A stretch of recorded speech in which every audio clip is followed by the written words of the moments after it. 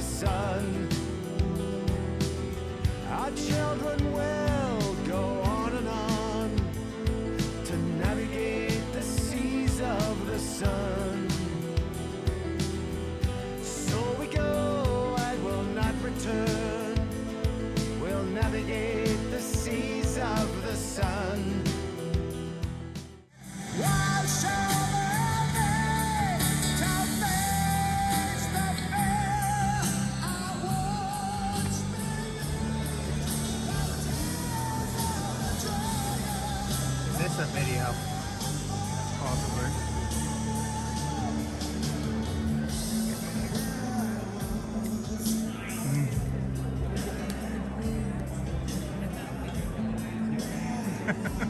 Man, this place got a lot of lights up in here. 1898. Which opened my eyes to in a whole new way, because it was one of these like game shows, and it was about it's called Space Connect.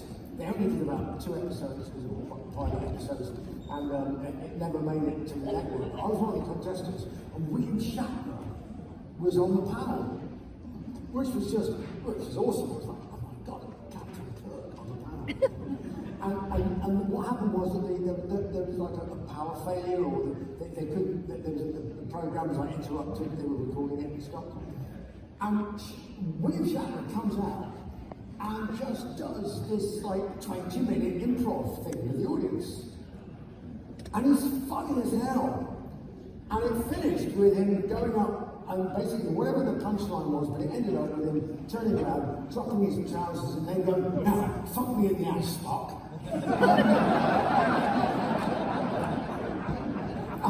I was just like, I love this guy, you know. I mean, he raids rockets like a dog.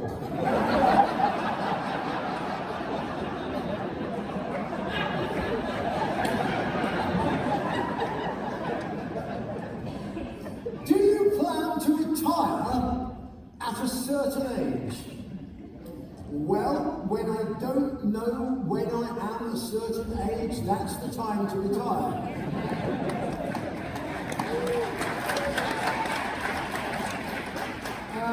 Do you think Joe Biden has ever done a speedball?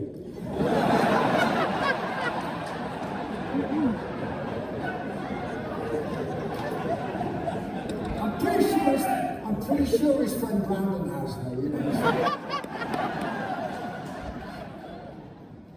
How did the idea of Psycho Schizo Espresso podcast? Oh shit, no, there it is. I don't know if you know, I do a podcast.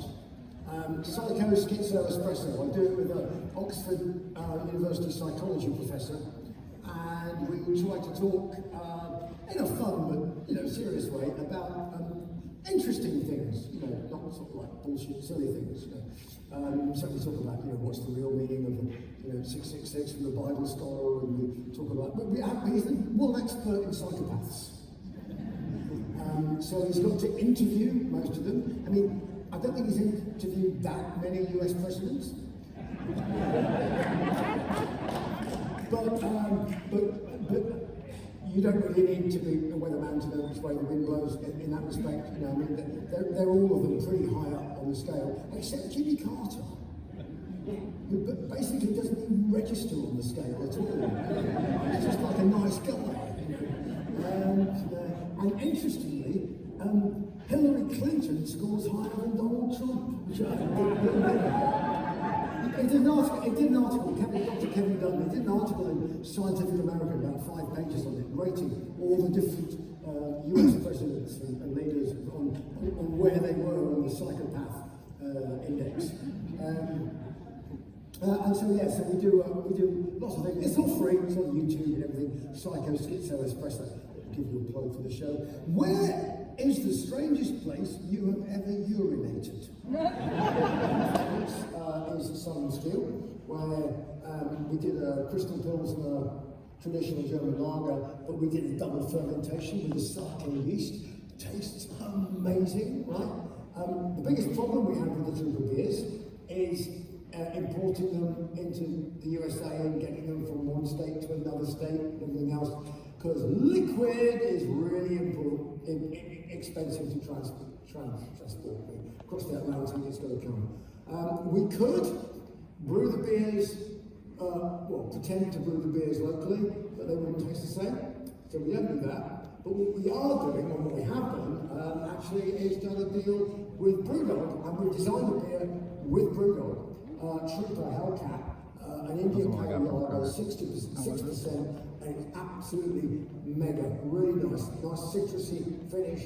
So, you should be able to get that pretty much everywhere. If you can get Brewdog, you can get Hellcat. And I was at Columbus yesterday, and the guy, the head bloke at Brewdog in the USA, he said, Brewdog Trooper is now, Hellcat is now part of their full range of beers. It's not like some weird little beer. It's actually mainstream now for them because it's been so successful. We've done like 200,000 cans already in the US. It's only just come out. So we're really hoping the cool thing. It's a nice beer, and then we're probably do another one.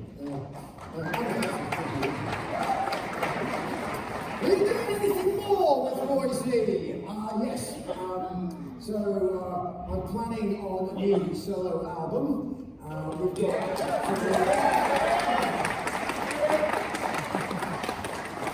it's only been more than 15 years, so it's about time. But we've had lots of material kicking around, but with COVID and all the bullshit and everything, we haven't had time to do it. So we're going to go and do that. So will it be this year? No, because obviously I've got to finish off writing it with him, and then in May I start rehearsing with Maiden, and then we're touring with Maiden. Well, at the moment, up until the end of October right now. Okay, so who knows what will happen after that?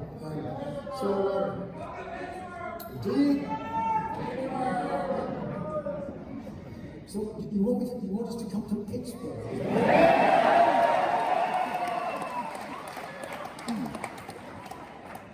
I'll let them know. Do you still have the photo Johnny Cash gave you in Maple Leaf Gardens? Well, actually, I don't. So I met Johnny Cash, right? Met Johnny Cash, the man with the So we were. This is years ago, like 1983. I was just in Nashville, and so whilst I was there, I thought, there's a Johnny Cash museum. I'll go to the Johnny Cash museum. Honestly, it's a really cool museum. It's like $30 or something, but I don't care because I spent 4 hours there, and it's really interesting. I didn't realise that Johnny Cash, 1950, he was in the Air Force, right? He was in the Air Force for 4 years, and he was a Morse code intercept guy. So he was intercepting Russian language Morse code and German language Morse code, and translating it. And Johnny Cash was the operator who discovered that Stalin had died from intercept. I mean, isn't that cool? I didn't know that, Shit, I mean, I thought, fuck, I better listen to this guy. He's fucking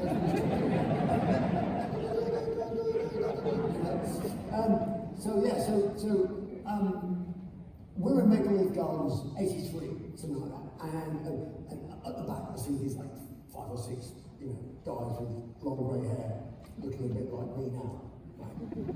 And I'm thinking, okay, or whatever, we'll do the sound check, and think no more about it. Think they've like wandered in, like looking for the toilets or something, and made a mistake. And I'm backstage, and in amongst all the hockey pucks and sticks and everything, in walks Johnny Cash, the man in black, head to foot, his hat, Stetson, big long greatcoat, leather thigh boots up to here, walks in, goes, "Hello, my name's Johnny Cash." Well, actually, he didn't do that. He came up and said, "Hello, my name's..." I'm like, yes, I know, yeah, hello, I shot a man in Reno just to watch him die. Yeah, that's you. And he goes, I'm real sorry about this, but I'm just wondering if you can sign this for my daughter. She's a real big fan.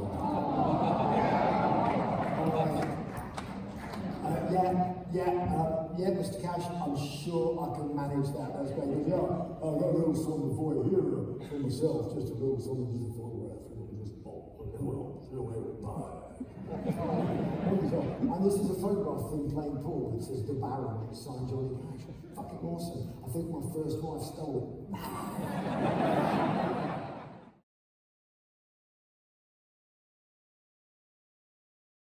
Well, the leopard,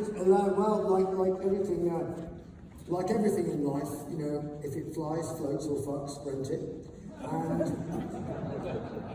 And that was the origin of the leopard print suit, so that came with the TV show.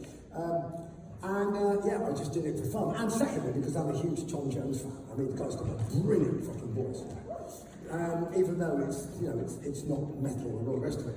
Amazing. If you're James Bond fans and you want to hear some amazing singing, Thunderball with Tom Jones. Holy crap, the band has some pipes in it, you know. Delilah, and plus there was also a band called the Sensational Alex Harvey Band that did a wonderful version of Delilah. So it's my go-to song at karaoke events, right? Particularly if I'm being paid. When I was flying full time, our airline was for a year, we were Air Ghana International. So 5 days a week we'd fly down to Accra in Ghana from Gatwick and back. And we'd have layovers there for a day or a couple of days. And there was a restaurant there, an Argentinian steakhouse, El Gaucho's, right? The owner was a huge karaoke fan, big karaoke machine installed. First night we're there, we all get together and do the karaoke, and of course I did Delilah. Oh, well, he's absolutely made up, free beer for everybody. So after that, every time I went to Accra, it was like, right, you're on stage going, and it was like, I want you to sing this, so I'd sing it. They were like, right, free beer for everybody, right? So I was like human jukebox, but in reverse. We do a bit of writing on the wall. This may be the first time I've ever sung it actually in public, I don't know. Like I say, I'm not putting my disclaimer out, it might sound like shit, who knows what, I might open my mouth and the equivalent of a bag of spanners falls out, you know what I mean? The verse was holding on to furious, now how you ever know. Ignorance, judge and jury, all we've got to show. From Hollywood to Babylon, Hollywood's a kingdom come. And it's real of destinations when the burning sky is done. The tide of change is coming, and that is what you feel. The earthquake isn't coming, but you don't want to hear. Just too glad to see. Something like that, basically.